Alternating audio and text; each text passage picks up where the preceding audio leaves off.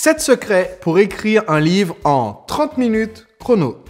Aujourd'hui, j'aimerais vous parler non pas d'un, mais de 2 livres qui m'ont ouvert l'esprit concernant les livres que moi-même je souhaitais écrire. J'ai découvert qu'il était possible d'écrire des livres beaucoup plus rapidement et de toucher beaucoup plus de clients en très peu de temps. Ces livres sont The 90-Minute Book de Dean Jackson et The Book Breakthrough de Dan Sullivan.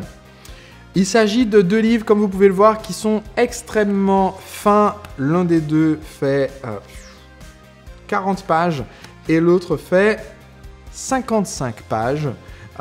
Et dans ces 2 livres, les auteurs partagent, qui se connaissent, qui sont deux potes, partagent une idée très similaire en fait entre les 2 livres. Donc, Dan Sullivan est l'un des coachs les plus connus au monde. J'ai déjà parlé de plusieurs de ses ouvrages dans mes vidéos précédentes. Et Dean Jackson est le créateur du podcast I Love Marketing. C'est un marketeur très connu aux États-Unis. Et en fait, dans ce livre, Dan donne 7 clés pour écrire un livre en peu de temps. Et dans celui-là, Dean Jackson explique que c'est possible de faire tout ce processus en 90 minutes. Je pense que c'est possible de le faire en 30 minutes, mais d'où le titre de ma vidéo. Mais leur promesse à eux, c'est seulement en 90 minutes. Alors, première étape et premier secret si on veut écrire un livre en un temps record. Premier secret, c'est écrire sur un sujet qui vous fascine.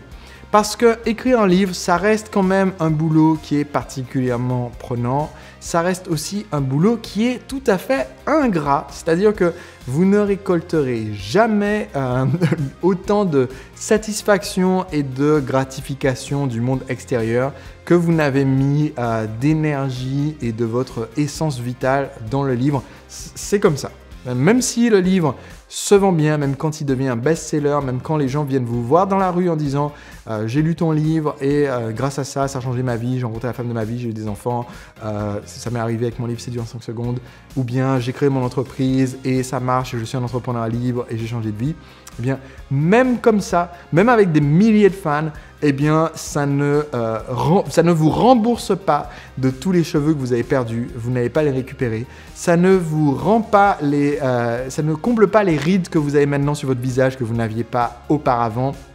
Ça ne vous rend pas cette énergie vitale que vous avez dépensée dedans. C'est la vie, c'est comme ça. Donc, autant choisir un sujet qui vous fascine, qui vous passionne, parce que comme ça, au moins, le processus de création du livre en lui-même, il peut quand même être un processus agréable, ça peut être un processus passionnant. Encore faut-il qu'on choisisse un sujet passionnant et non pas un sujet qui soit juste à la mode ou qui semble être rémunérateur. Donc, vous verrez que je vais complètement à l'encontre des nombreux livres Kindle que vous pouvez trouver sur Amazon qui vous enseignent comment gagner de l'argent en écrivant des livres sur Kindle. Et pour lesquels le conseil, c'est trouver un sujet qui vend bien. Par exemple, comment gagner de l'argent en écrivant des livres Kindle et écrivez un livre Kindle sur le sujet. Voilà. Mettons ça de côté et écrivons quelque chose qui ait du sens et qui ait de la valeur. Deuxième astuce, c'est d'écrire seulement à ceux qui vous signeront un chèque. Donc, Dan Sullivan dit d'écrire seulement aux check writers, donc aux signeurs de chèques. Écrire seulement pour les signeurs de chèques. Ça veut dire que quand vous écrivez un livre, eh bien, il faut se demander quel est le public qui lira ce livre.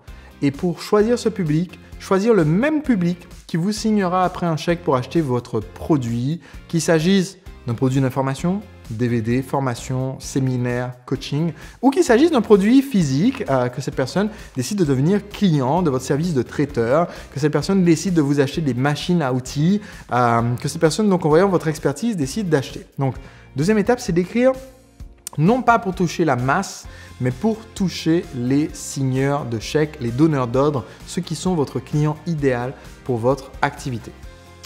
Troisième astuce, eh bien, c'est d'écrire uniquement sur un sujet déjà rémunérateur. Et attention, donc, je viens de vous dire qu'on n'écrit pas sur un sujet qui vend déjà sur Amazon ou quoi que ce soit d'autre. Quand je dis un sujet déjà rémunérateur, ce n'est pas un sujet qui vend en boutique, en librairie ou sur Amazon. C'est d'écrire sur un sujet sur lequel vous avez déjà été payé pour livrer un produit ou un service. Ce qui veut dire que si personne ne vous a jamais donné d'argent pour leur fournir un service ou pour leur vendre un produit, eh bien faites ça d'abord. Parce que, il y a plusieurs raisons. Première raison, je l'enseigne régulièrement dans mes vidéos et dans mes conférences, mes séminaires. Vous devriez toujours commencer par vendre ce que j'appelle un produit phare. C'est-à-dire le produit ou service qui répond à 90% du problème du client, 99% si possible, et qui du coup peut être vendu à un tarif haut de gamme. En vendant un produit phare, ça nous permet d'avoir très peu de ventes à faire pour atteindre notre objectif. Si vous voulez gagner 3 000 € par mois, eh bien, c'est beaucoup plus facile de faire 3 ventes à 1 000 € que de faire 1000 ventes à 3 €. Donc, c'est beaucoup plus facile de trouver 3 clients dans le mois à qui vendre un programme de coaching, un service ou un package de 1 000 € de produits que de trouver 1000 clients qui vont vous acheter un e-book à 2,99 € dont Amazon en plus va garder le tiers ou les 2 tiers. Donc, première étape, faites-vous payer. Faites-vous payer pour votre expertise, faites-vous payer pour votre savoir. Et ensuite, à partir de cette expertise dont vous avez prouvé que les gens sont prêts à investir de l'argent, vous pouvez créer ensuite un livre qui va vous permettre de toucher davantage de vos meilleurs signeurs de chèques potentiels.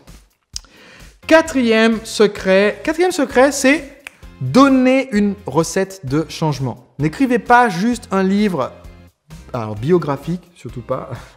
N'écrivez pas non plus un livre encyclopédique, informatif.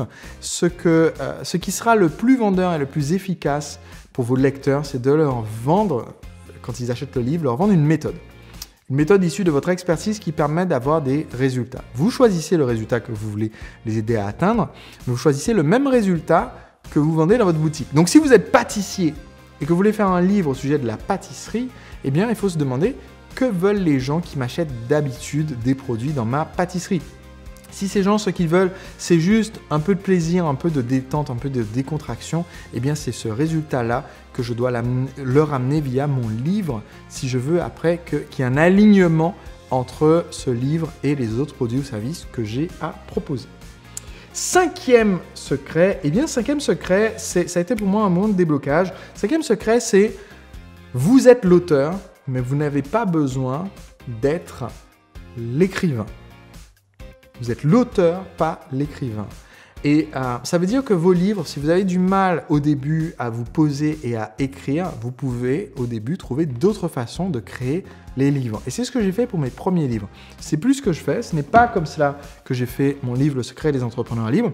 Ce livre, je l'ai écrit en partant des idées que j'avais déjà expliquées dans un précédent livre, Le chemin vers le sommet, mais en le réécrivant en entier. Mais mes 2 livres précédents, et même d'autres livres qui sont moins connus, donc que je ne sais pas, mais mes 2 livres connus précédents, Séduire en 5 secondes, livre coaching amoureux pour les célibataires, et Le chemin vers le sommet, comment devenir et rester le numéro 1 aux yeux de vos clients, et bien ces 2 livres-là, je les ai dictés. Donc c'est une possibilité, vous pouvez dicter votre livre et ensuite le faire transcrire. Et après, vous vous contentez de transformer la transcription en un texte propre, lisible, découpé en chapitres, sans les E, les A, les hésitations et les répétitions. Et vous pouvez donc créer un livre ainsi. Ça ne vous donnera pas un livre de la même qualité que s'il avait été écrit par un Pulitzer de littérature, mais ça vous permet quand même de toucher, j'ai touché avec ces 2 livres au total près de 10 000 lecteurs et ça a transformé la vie de milliers de personnes qui n'auraient pas été aidées si j'avais attendu d'être capable d'écrire un livre de A à Z. Maintenant j'en suis capable, mais au début je n'en étais pas capable, c'était un obstacle insurmontable.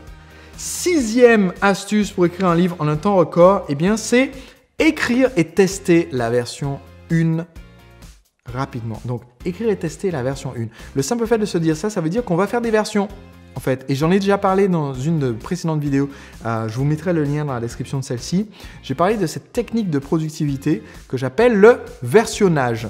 Le simple fait de se dire, j'essaie pas de faire le produit parfait tel qu'il n'a jamais existé dans l'histoire de l'humanité, j'essaye de faire une version qui va apporter énormément de valeur, qui va transformer la vie de mes clients et pour m'enlever la pression du perfectionnisme, il faut que je me dise, ok, je sors une version 1.0. Mon but, c'est de parvenir à cette version 1.0 parce que ce sont les retours des lecteurs, des clients, des utilisateurs qui vont me permettre de créer ensuite une version 2, une version 3, etc. Donc, mon livre Le secret des entrepreneurs libres, la version qui est parue le jour J lors du lancement du livre sur Amazon, c'est en fait la version 8. Parce que ma première version du manuscrit, c'est pas celle qui a été publiée. Ma première version du manuscrit, je l'ai faite relire par des proches et par mon équipe. J'ai fait des modifications. Ensuite, j'ai embauché un groupe de bénévoles en fait que j'ai appelé les ambassadeurs, de gens qui se sont portés volontaires pour être les premiers à relire le livre et donner leurs commentaires.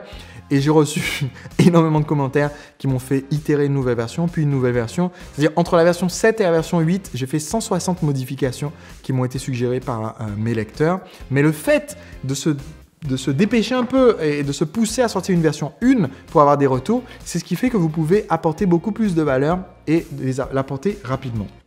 Et enfin, le septième secret, c'est vendre 24 heures sur 24. C'est-à-dire qu'une fois que vous avez créé votre contenu, que vous l'avez condensé dans un livre, eh bien vous devez engager l'effort pour que ce livre reste disponible à la vente et pour que ce livre continue de se vendre des années par la suite. Si vous n'avez jamais entendu parler de l'effet Lindy, allez voir la vidéo dont je vous mets le lien dans la description. Elle explique comment on fait pour transformer notre produit ou service, pour le rendre pérenne et pour que ce produit qui est sorti il y a 1 an continue de se vendre encore dans 1 an, continue de se vendre dans 5 ans, continue de se vendre dans 10 ans. Si vous faites ça, eh bien vous pouvez créer votre contenu rapidement. Surtout s'il s'agit de faire un petit livre comme celui-là, vous pouvez communiquer vos idées de façon claire en les dictant en l'espace de 30 minutes pour poser les idées, le plan, et ensuite, allez, 60 minutes ou 90 minutes dans le cas du livre de Dick Johnson pour dicter à l'oral et ensuite faire transcrire. Mais vous pouvez aider déjà énormément de personnes avec cette méthode de création rapide si vous êtes bloqué par le fait d'écrire votre ouvrage.